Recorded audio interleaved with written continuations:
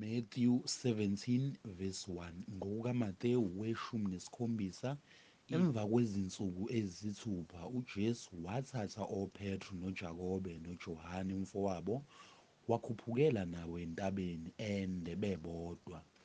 Waphendula esinye isimo phambi kwabo, ubuso bakhe bakhanya njengelanga, izingubo zakhe zabamhlophe njengokukhanya. Bheka, kwabonakala kubo oMose no-Eliya bekhuluma naye.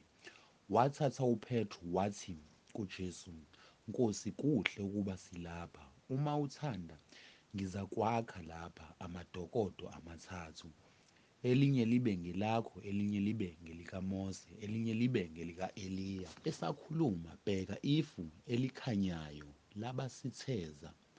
Bheka, kwavela izwi efwini lathi, Lo uyindodana yami ethandekayo, engithokozile ngayo, yizweni. Kuthe sebezwa lokho abafundi bawa ngobuso babo besaba kakhulu, kepha uJesu wasondela wabathinta wathi, Sukumane, ningasabi. Kepha bephakamisa amehlo abo ababonanga muntu, kuphela uJesu yedwa. Besehla entabeni, uJesu wabayala wathi, Ningatsheli muntu lowo mbono, ize ivuke indodana yomuntu kwabafileyo. Bambuza abafundi bathi, Pho basholoni ababhali ukuthi u-Eliya umele ukufika kuqala na? Waphendula wathi, Nempela u-Eliya uyeza, uyakubuyisela konke. Kepha ngithi kini, u-Eliya sewafika, abamazanga nokho, kodwa benza kuye abakuthandayo, kanjalo neNdodana yoMuntu iyakuhlushwa yibo. Khona abafundi baqonda ukuba ubekhuluma kubo ngoJohane uMbhapathizi.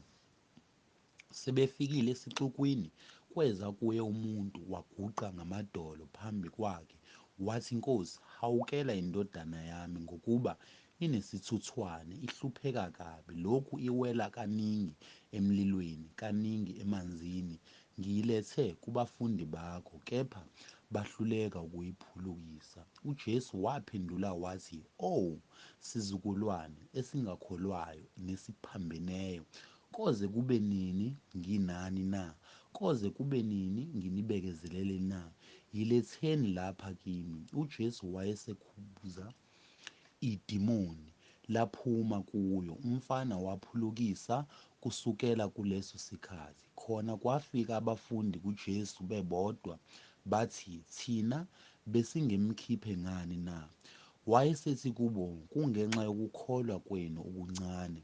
Ngokuba ngiqinisile ngithi kini, uma ninokukholwa njengembewu yesinaphi, niyakuthi kule ntaba, Suka lapha uye laphaya, iyakusuka, akukho kuyakunahlula.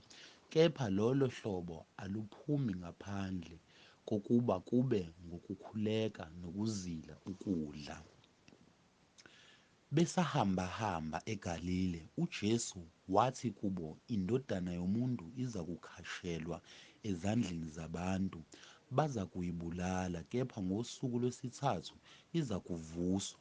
Badabuka kakhulu. Kwathi ukuba bafike eKapanawume, abaqoqi bemali yethempeli beza kuPetru bathi, Umfundisi wenu akayitheli imali yethempeli na? Wathi, Uyayithela. Esangena endlini, uJesu wamandulela wathi, Usho ukuthini, Simoni? Amakhosi omhlaba athatha kubaphi intela nenkokhiso, kumadodana awo noma kubafo na?